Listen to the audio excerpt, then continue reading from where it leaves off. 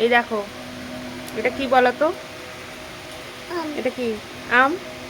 আমটা মিষ্টি বলে কাঁচাতেই আমি খেয়ে নিচ্ছি, এত মিষ্টি। আর কোনো রান্না করছি, রান্নাতে হবে না, চাটনি বা টক ভালোও লাগবে না, তাই কাঁচাই খাচ্ছি।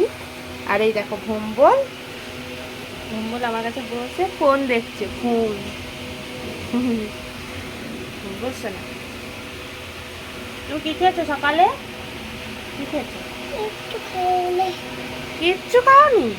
আমি শুধু হ্যাঁ, কি খাইনি। কিচ্ছু খাওনি? ও বাবা।